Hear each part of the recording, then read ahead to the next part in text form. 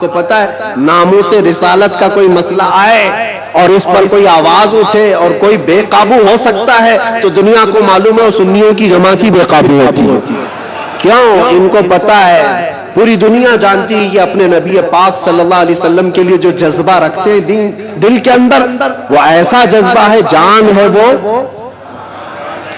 ہمارا جذبہ کیا ہے؟ جان ہے وہ، اور جان ہے تو ہاں جان ہے ہمارے لیے. اور پھر ہمارا ماننا تو یہ ہے وہ جو نہ تھے تو اور وہ جو نہ ہو تو ہماری زندگی میں حضور نہ ہو تو کچھ نہیں. ہماری پوری حیات، ہماری پوری لائف، یہ جو خزانہ تمہارے پاس ہے یہ بہت قیمتی ہے، بہت قیمتی ہے. اسی کو اعلیٰ حضرت نے کہا ہے آنکھ سے کاجل صاف چرا لیں گے. آنکھ سے کاجل چرایا جاتا ہے کیا؟ یہ جو لگا ہوا شیشی کا کاجل ہے نہیں، یہ استعارہ ہے. شعر میں کہا گیا مومنوں تمہارے پاس جو آنکھ کا کاجل ہے وہ عشق رسول ہے، تمہاری آنکھوں کا وہ نور ہے. اور بہت سارے بھیڑیے گھوم رہے ہیں اسی کاجل کو چرانے کے لیے. تمہارے دلوں سے وہ نکال لیں، تمہاری آنکھوں سے وہ نکال لیں.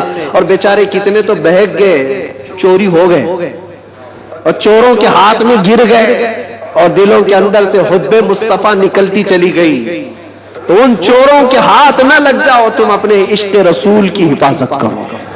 اس پہ کوئی کمپرومائز، حضور پاک کی عزت، حضور پاک کی محبت جو تمہارے پاس ایک بہت بڑا خزانہ ہے، اس پر کوئی کمپرومائز کرو گے؟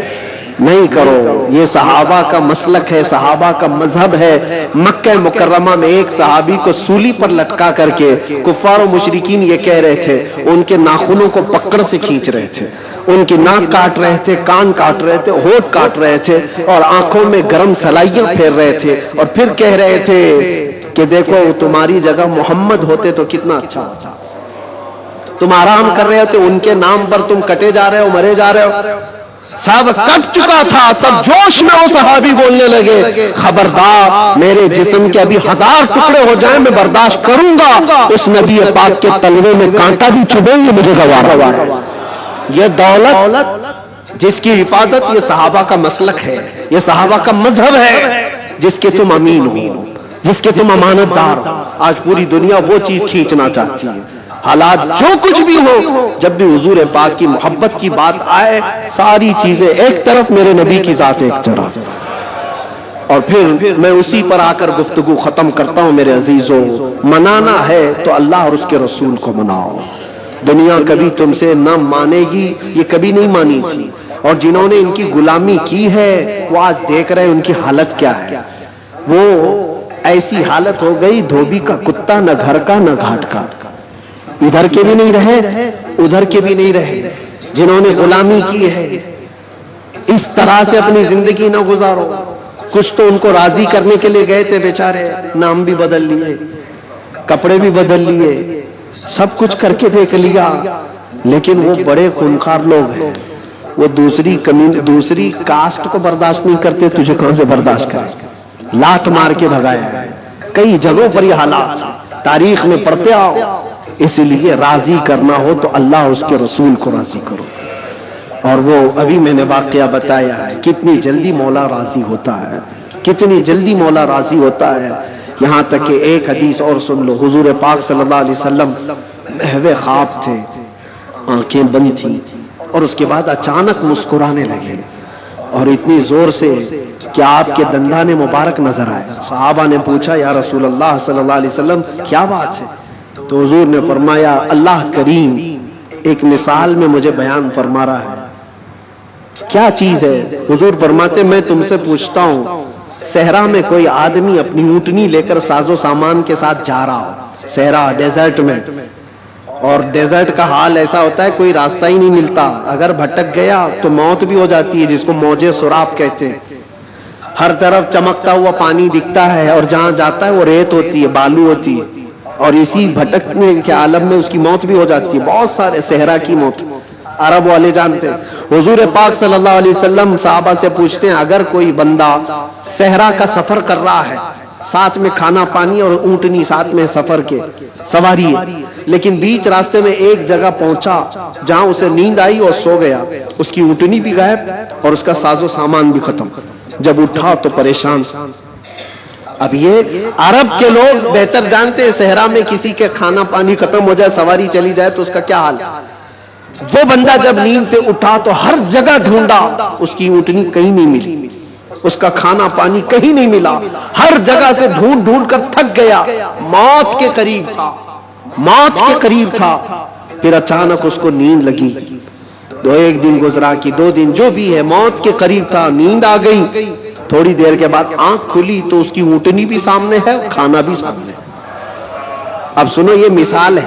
حضور پاک صلی اللہ علیہ وسلم فرماتے صحابہ سے، اے میرے صحابہ بتاؤ، اس صحرا میں چلنے والے مسافر کو کتنی خوشی ہوگی اپنا کھویا ہوا اونٹ مل جائے، اپنا کھویا ہوا کھانا مل جائے، اس کی جان میں جان آئے، کتنی خوشی ہوگی. صحابہ کہتے ہیں یا رسول اللہ، اس کی زندگی کی سب سے بڑی خوشی ہے وہ کہ موت کے منہ میں جا چکا تھا لیکن واپس اس کا کھویا ہوا اونٹ بھی ملا، کھانا بھی ملا. اس کی خوشی کو تو کوئی نہیں پہنچ سکتا. حضور پاک صلی اللہ علیہ وسلم فرماتے ہیں بلا تشبیہ و بلا تمثیل، یہ مثال کے لیے حضور نے فرمایا، اے میرے صحابہ، جب ایک بندہ بھٹک جاتا ہے، گناہوں میں لگ جاتا ہے، اور پھر جس دن وہ توبہ کر کے واپس آتا ہے، اس مسافر کو جتنی خوشی نہیں ہوئی، مولا کو اس سے زیادہ خوشی ہوتی ہے. میرا بھٹکا ہوا بندہ میرے پاس واپس آ گیا ہے، میرا بھٹکا ہوا بندہ میرے پاس واپس آ گیا. رب تبارک و تعالیٰ خوشی کا اظہار فرماتا ہے. اس لیے اے نوجوانوں، رب تبارک و تعالیٰ کی رحمت تو تمہیں تھامنے کے لیے ہمہ وقت ہے، ہمہ وقت تیار ہے.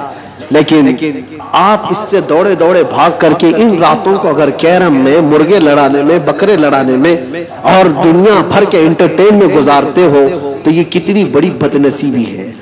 اس رب تبارک و تعالیٰ کے حضور حاضر ہو کر کے اپنی بخشش طلب کرو. بس اسی کے ساتھ میں خاتمہ کرتا ہوں اپنی گفتگو کا. اور ایک بات، اسلام اور دین جو تمہارے گھروں میں، اس کی حفاظت تمہارے کندھوں پر ہے. ہر گھر میں ذمہ داری ہے. اپنے بچوں کو یہ سکھا کر کے جاؤ، دین ہمارے گھر میں جو آیا ہے وہ انٹرنیٹ سے نہیں آیا ہے، یہ بزرگان دین کا فیض و کرم ہے جو ہم تک یہ دین پہنچا ہے. ان کے طور طریقوں کو زندہ رکھو. یہ جو ہماری مسجدوں میں گاہے بگاہے یہ پروگرام ہے، رات کے رمضان المبارکہ کی طاق کراتے ہیں، شب میلاد، جو بھی ہے، یہ دین کا چہرہ باقی رکھنے کی کوشش کی گئی ہے. اس کو زندہ رکھنا ہمیشہ. اس لیے کہ انٹرنیٹ پر بھی بہت سارے چور آئے ہوئے ہیں، نئے نئے چیزیں لا کر کے تمہارے ایمان کو لینا چاہتے ہیں. آنکھ سے کاجل صاف چرا لیں.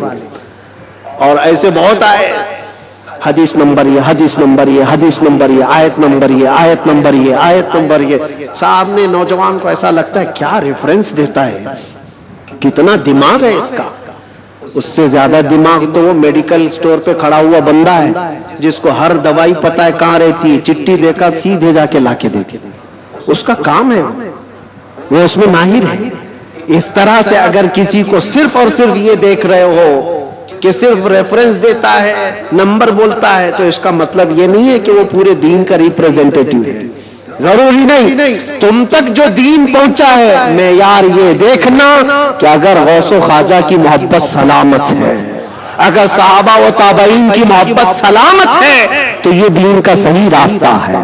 اس لیے کہ رب تبارک و تعالیٰ نے بھی یہی فرمایا ہے، دعا یہی کرو اس راستے پر اللہ ہمیں چلا جس پر چلنے والوں پر تو نے انعام نازل فرمایا.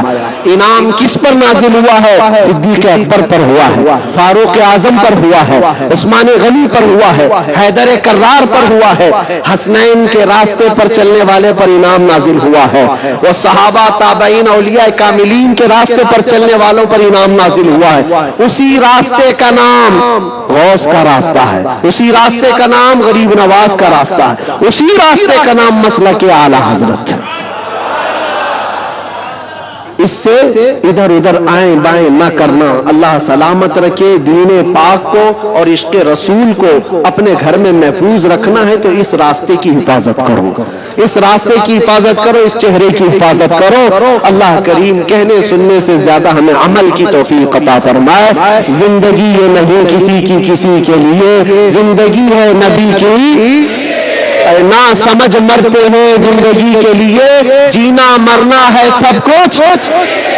لبیک یا رسول اللہ، لبیک یا رسول اللہ.